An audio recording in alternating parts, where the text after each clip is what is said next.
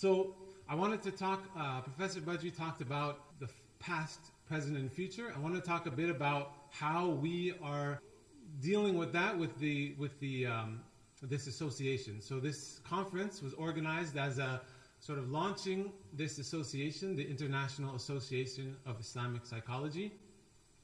And really we see our mission as building on the past, that all of this legacy that Professor Badri was talking about, harnessing the power that we have in all of the work, the beautiful, amazing work that's happening now, and the energy that we have in this room, and then using that to propel into the future towards new growth and development and really evolving this Islamic psychology.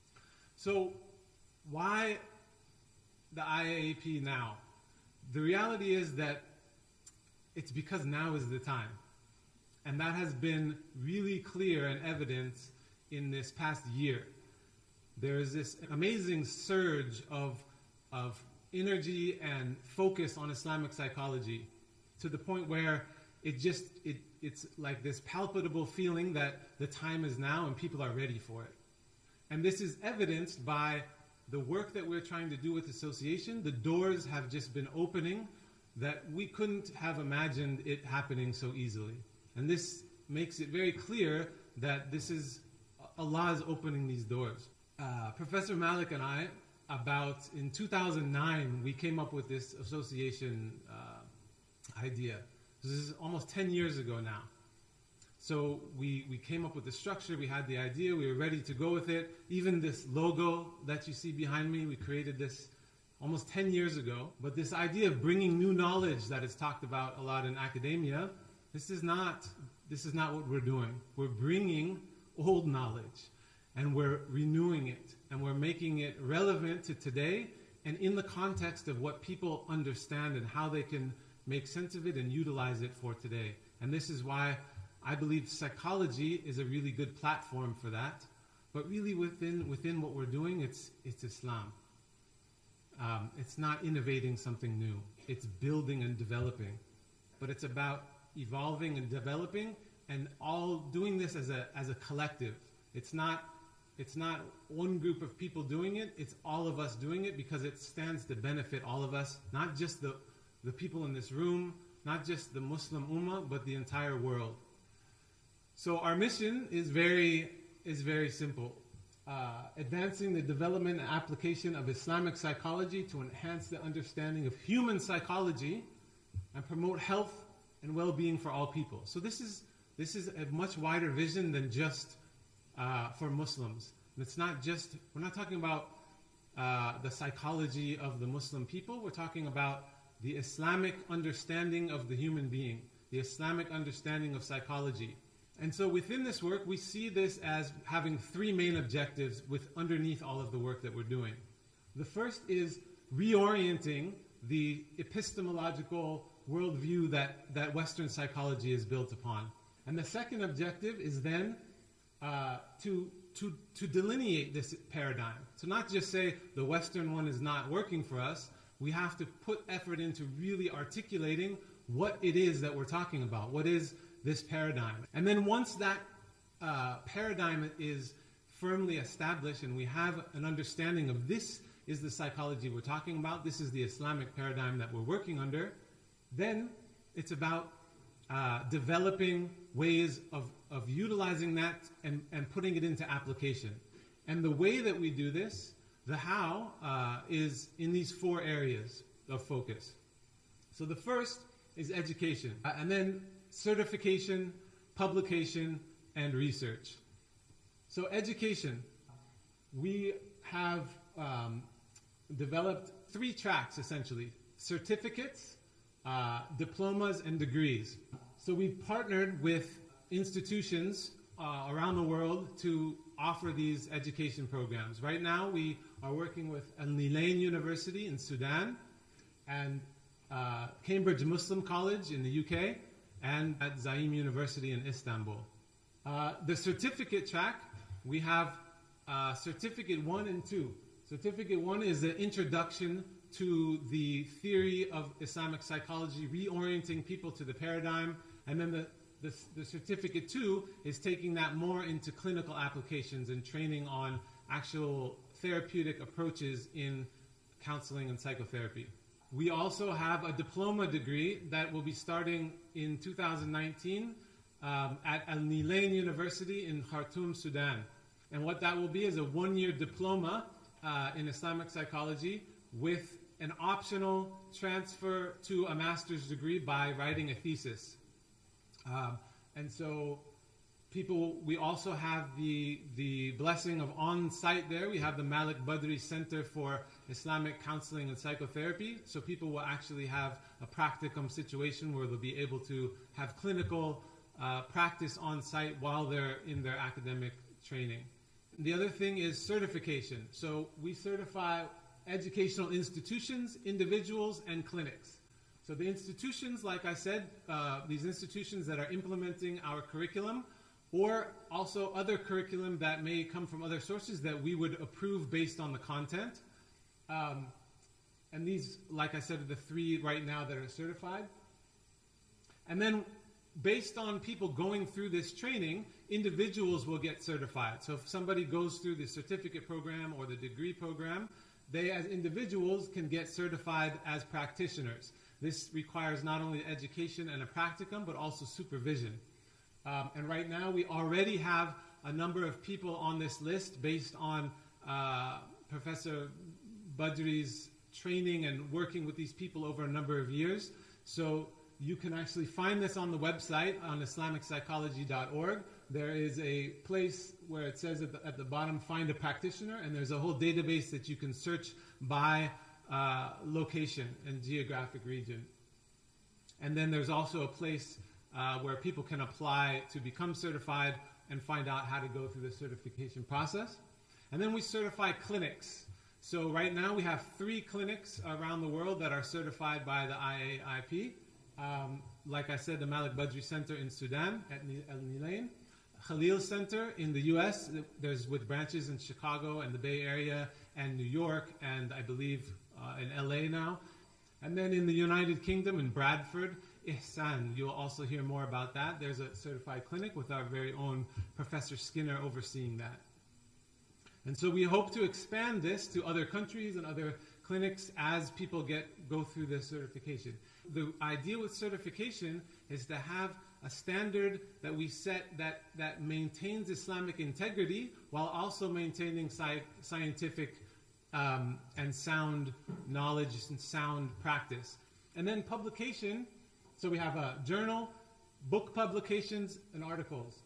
The Journal of Islamic Psychology, and then we currently have 3 publications in process. We have the book Psychology of Personality, Islamic Perspectives, which has been out of print for quite some time, which is really a key publication in the field of Islamic psychology that a lot of people don't know about and have not been able to read because it's been out of print.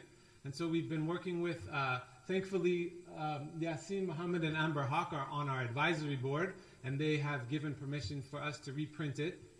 So that's in the works. And also Yasin Muhammad's book on Fitra, which is a fantastic book that really gets at sort of understanding the epistemological foundations of Islamic psychology. These will inshallah be coming out also in 2019. And we are working, the board of directors is working on an intro to Islamic psychology textbook that will be the foundation for our education programs. And so this will be like an entire overview textbook of Islamic psychology in theory and practice. And then research is an ongoing process. Our 3 main goals with it are just really establishing foundational knowledge in the field, really encouraging this ongoing pursuit to continue. Like I said, it's not innovating new knowledge, but it's innovating new ways of understanding this knowledge and making it applicable and bringing it to the world. And so this is an ongoing effort that we are both encouraging and employing all of our resources and people to follow, and then disseminating that research in the form of publication. The other aspect is the fellows. The IAP fellows are people who have been making significant contributions in the field and really advancing this work and really shown that they are are at the forefront of innovating new knowledge, in the sense that we mean it by bringing new insights into this work. And they have a input in the association by voting on decision making, again to keep everybody sort of a checks and measures balance type of situation, where we're utilizing the global network of people who have been doing this work to keep all on target. And then really at the heart of the association, like the name implies, it's an association of professionals, and so it's about the members. And so we have different levels of membership for different people. Student members are people who are just in any graduate or any undergraduate or graduate degree that's in psychology or related field. And a graduate member is one who has a graduate degree and is but not necessarily working in a professional capacity at the moment. An associate fellow is somebody who is working in a professional capacity in psychology or related field, either clinically or in teaching. And then an honorary fellow is somebody who makes a significant financial contribution. And you can see the UK has a big percentage. And then 17 other countries represented. So our goal is to continue building membership globally across the world.